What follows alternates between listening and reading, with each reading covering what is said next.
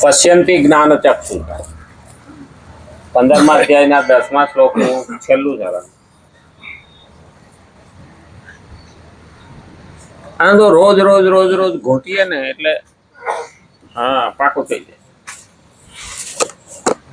અને પાકું થાય ને એટલે અંદર ઉતરવા માંડે. આપણે ગામડામાં કોહ હાલતો તો કૂવામાં ખાલી કોહ જાય અને ભરેલો કોહ આવે. હવે ઓલું આગળ જ્યાં કોહ ઠલવાય ને ત્યાં થારું હોય, એમાં એક પથ્થર હોય, એની માથે દોરડી આવે અને જાય. ભૂતરની દોરડી હોય પણ એ પથ્થરને કાપી નાખે. એવા કાપા પડી જાય અંદર. આપણે બધાયનો અનુભવ છે. અટાણની પ્રજાને કોહ શું છે એ જ ખબર નહીં પડે. આપણે તો બધું જોયું છે ને ઘણા તો કોહ હાંકેલા એ છે. તો એ જે આંખો પડી જાય ને પથ્થરમાં ઉત્તરનું દોડ્યું, એમ આ એક એક શબ્દ છે ને એ મનમાં એવો આંખો પાડી દે ને કે બીજું અંદર ઘૂસવા દે. રોજ રોજ રોજ રોજ રોજ રોજ સતત નિરંતર દીર્ઘકાલસ્ય, આ 3 શબ્દ કીધા છે ભક્તિમાં. સતત એટલે એનો અભિષેક થતો રહે સતત મન ઉપર જ્ઞાનનો. ભગવાન માથે જડાધારી છે ને એમાં એ જ છે. સતત ટીપુ ટીપુ ટીપુ ટીપુ લિંગ ઉપર પાણી પડે. આનો અર્થ છે જ્ઞાનનું સતત અભિષેક મન ઉપર થાય તો એ મનમાં ઉતરા વિના રહે નહીં. ધીમે ધીમે ઉતરે. આપણે ભણતા થઈએ રોજ ઘડિયા બોલાવે, રોજ ઘડિયા બોલાવે. પેલા શરૂઆતમાં આપણને એમ લાગે કે સાહેબને એક જ ધંધો કે ભણાવવું નહીં, એટલે આજે છૂટતા પહેલા કે ઘડિયા બોલવાનું કે. પણ એ ઘડિયા બોલી બોલીને આપણને હાડ મગજમાં બેસી ગયો. અટાણ કોમ્પ્યુટર ને કેલ્ક્યુલેટર આવ્યા ને છોકરાઓને ભેજા જતા. હા, એને કોઈને ઘડિયા નથી આવડતા. 12 પંચા કેટલા કે ખબર નહીં. અને આપણને પૂછે તો ઊંઘમાંથી ઉઠાડીને તોય આપણને આવડી જાય. આનો મતલબ શું છે? રોજે રોજ રોજે રોજ સતત નિરંતર અંતર વિના. જેની નિશાળમાં બહુ હાજરી ન હોય ને એ વિદ્યાર્થી હોશિયાર ન થાય. એટલે નિરંતર અંતર રાખ્યા વિના ભણતો હોય ને એને વાંધો આવે નહીં. સતત નિરંતર ને દીર્ઘકાલ છે, લાંબા સમય સુધી. એટલે તો એ લોકો સ્નાતકની ડિગ્રી લઈને આવે, લાંબા સમય સુધી ભણે. નહીં ત્યારે અમારે તો એક ભાઈને પૂછ્યું તું છોકરાને, તું કેટલા સુધી ભણ્યો? તો બપોર સુધી. એ કે બપોર પછી કે ભાત લઈને ગયો તો. હા, ખેતર. આપણે ગામડામાં એવું હતું. પછી છોકરા ભણવા લાવ્યા હોય ને તો એ માં બોલાવા દાદા બાપાને સાદે તો આય. હા, તો સાહેબ ના નો પાડી. હા, જ્યાં સુધી ભણે બપોર સુધી ભણે, કોઈ રોંઢો સુધી ભણે. અને નો આવે એને ટીંગાટોળી કરીને લેવા જાય.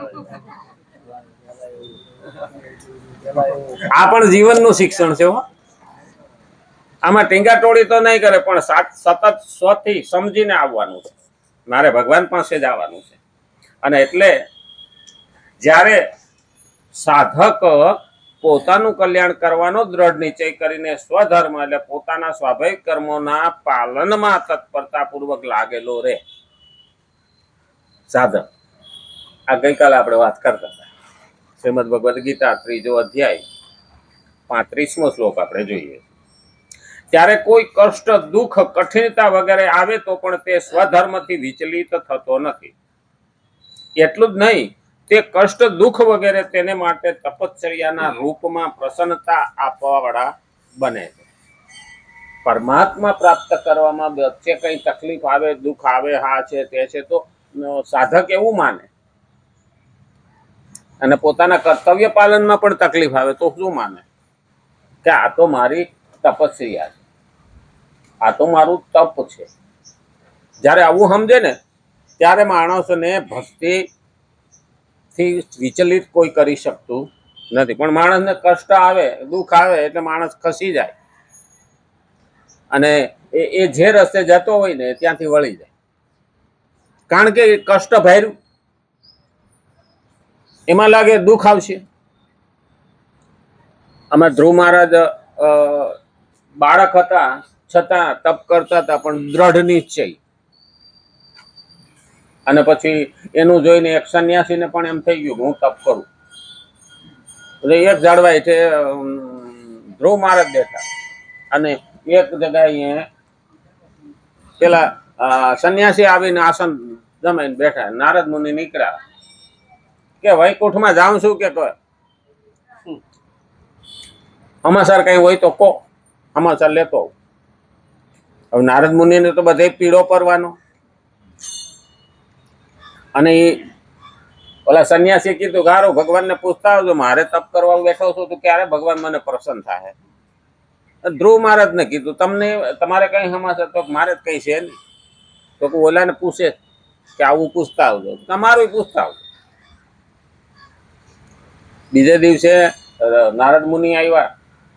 સંન્યાસી કે પૂછી આવ્યા? તો કે હા, વાત થઈ. કે ક્યારે ભગવાન પ્રસન્ન થાય? તો કે તું જે ઝાડવાઈ બેઠો ને એના પાંદડા છે ને એટલા જન્મ જાય પછી તને ભગવાન પ્રસન્ન થાય. બોલો ઓહો, એટલા જન્મ પછી? તો કે હા. તો કે કાંઈ એમાં પડવું નથી. હા, આસનનો માયરો વીટલો બગલમાં નાખીને હાલતો કે એટલું લાંબો સમય કોણ દુઃખ ભોગવે, એટલું કોણ કષ્ટ ઉઠાવે. એ હાલતો થઈ ગયો. સંન્યાસી હાલતો થઈ ગયો.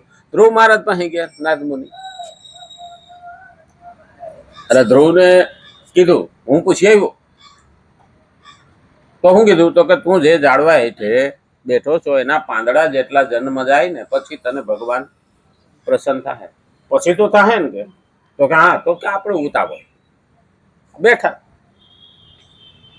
અને તરત ભગવાન પ્રસન્ન થયા. નારદ મુનિ ગરમ થઈ ગયા. ભાઈ કા મને ખોટું બોલાવ રહ્યું, મારે એને ખોટું બોલ્યા? તો કે ના.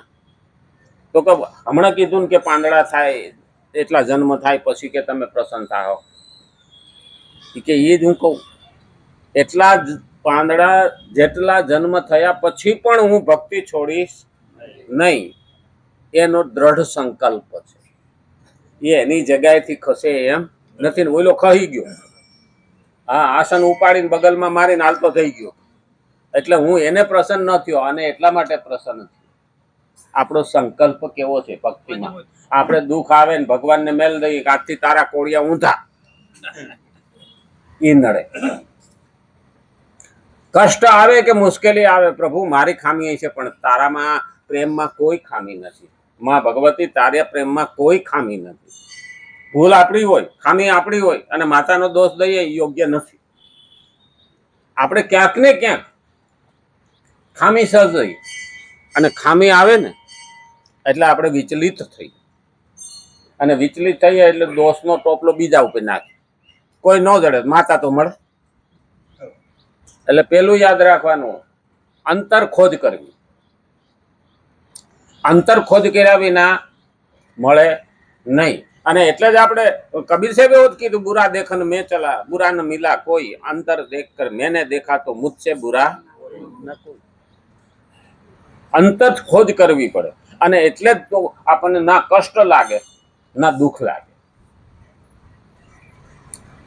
અને એના માટે તો દુઃખ વગેરે તેને માટે તપશ્ચર્યાના રૂપમાં પ્રસન્નતા આપવા વાળા બને છે. ગમે એવી તકલીફ આવે ને તો કઈ વાંધો નહીં, મારી તપસ્યા ચાલુ છે. તપ કરવામાં તકલીફ પડવાની એ જે સહન કરવાની ક્ષમતા હોય ને એ ઉપાડ.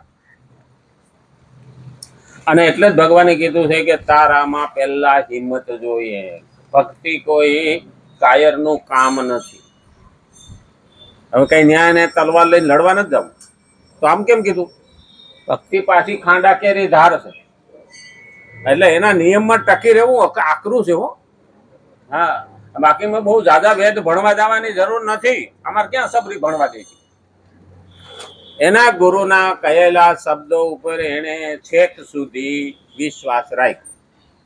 અને આપણો તો અઠવાડિયું થાય 20 વાર ડગી જાય. તારું આમ કેમ ન? આ મને તો ઘણા એવું કે ને એ કે ત્યાં માતાના ભોળાનાથના હોળ હોમવાર ભરો એટલે તમારું કામ થઈ જાય. હવે ભોળાનાથના હોળ હોમવાર ભરે કે માતાના હોળ રવિવાર ભરે તો મારું કામ થઈ જાય. ત્યાં સુધી તો માણાને માતા ઉપર કે ભોળાનાથ ઉપર વિશ્વાસ રહે. બરાબર. મેં ઓલા ભાઈને કીધું હું આને વ્રત આવું હું કામે ના આપું? તો કેમ હું એને માતા ઉપરથી વિશ્વાસ ઉઠી જાય અને ભોળાનાથ ઉપરથી વિશ્વાસ ઉઠી જાય. તો કેમ હું હોળ હોમવાર પછી કામ નહીં થાય? તો એટલે એને તેમ થાય ને ભોળાનાથ મારું કામ ન કર્યું તો પેલા એને એ કોને કે ભાઈ તું આવી રીતે નિયમિત કામ કરીને તો ભોળાનાથની કૃપા આવશે. તમે અત્યારે એને બોલાવવા હાટું થઈને ઓળ હોમવાર સુધી રાહ જોહે. 17મો હોમવારે ભોળાનાથ પાસે ઉઘરાણી કરી. મને કે તો હું તમે એને અકર્મી બનાવો છો. કર્મ કરવાની શક્તિ તારામાં છે. માં ભગવતી અથવા તો ભોળાનાથ તને મદદ કરશે. જ્યાં સુધી આ માણસ ન સમજે ને ત્યાં સુધી આ માણસને બતાવે ને કે તારે એટલી પુણ્યમાં ભરવાની, હા એટલા હોમવાર ભરવાના, એટલા રવિવાર. હું એનો વિરોધી નથી. અરે રોજ રવિવારે જ આવું કે રોજ હોમવાર ભરવો, પણ ગણીને હોમવાર ભરવો અને તારું કામ થઈ જાય. કામ મારે કરવાનું છે. ભગવાન આમાં અર્જુનને પણ કહે છે ઊભો થાય, યુદ્ધ કરે, હું વાહે મદદ કરવા તૈયાર, બાકી હું કઈ કરવાનો નથી. તો માતા નો કે તારે કરવાનું છે, હું તને મદદ કરું.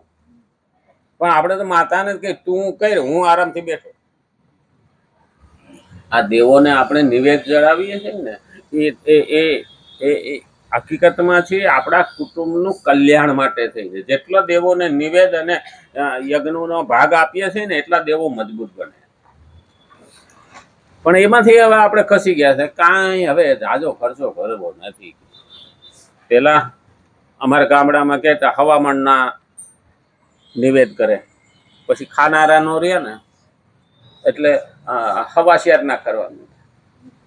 હવે એમાંય ખાવા વાળા ન રહે ને એટલે હવા મુઠી નાખે. માણસ ટૂંકો થતો ગયો. અલા ભાઈ કઈને હવા શેરમાં વાંધો નહોતો, કઈને ભાઈ પાડોશી ખવડાવ્યું.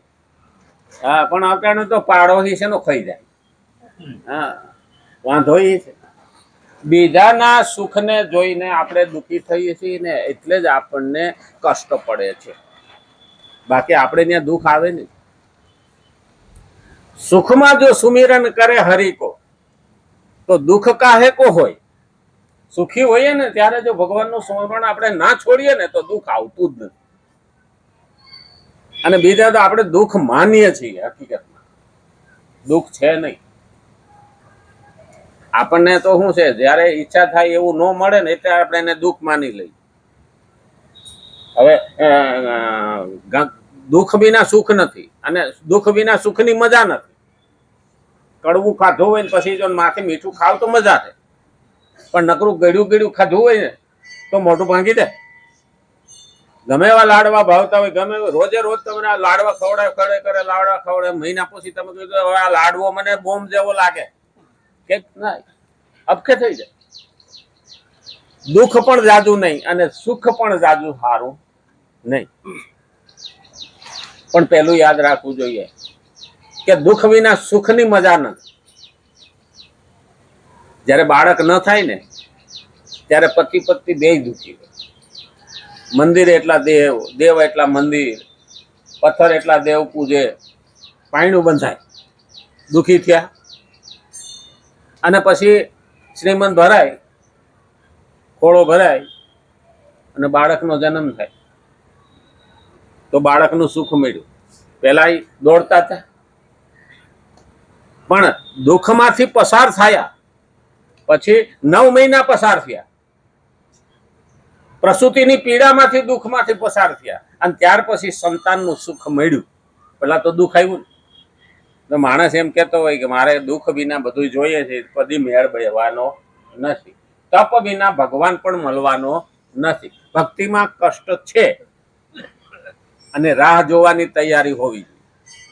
સબરીએ રાહ જોઈ, જુવાનીથી માંડીને બુઢાપાના છેલ્લા શ્વાસ સુધી એની રાહ જોઈ, પણ એને શ્રદ્ધા ખોઈ નહીં. અને આપણું તો નક્કી નહીં. આપણે કળિયુગમાં કેવા ભગવાન બદલવા વાળા, પછી માણસનું તો ક્યાં વાત રહી. આ ભગવાનમાં ઠેકાણું નથી. એવું પેલા ભગવાન પાસે જાય. એ જિંદગીમાં 10 વખત બદલે. ભાઈ તું ખેતરમાં 10 જગ્યાએ ખાડા ખોદ તો પાણી ન આવે, એક જ જગ્યાએ ખોદ ને. એટલે યાદ રાખવાનું, ભક્તિમાં પહેલા સતત નિરંતર દીર્ઘકાલ છે. શરીરને હું અને મારું માનવાથી જ સંસારમાં રાગ દ્વેષ થાય. આ શરીરને હું અને મારું, હકીકતમાં તો આપણે આ દેખાય નહીં, હું નથી. આ તો મારું શરીર. હું તો આત્મા છે. આત્માને ઓળખાવી ના ભવના ફેરા નહીં ટળે. તો આ હું હું એટલે અંદર બેઠો છે, તો શરીર મારું નથી. હું અને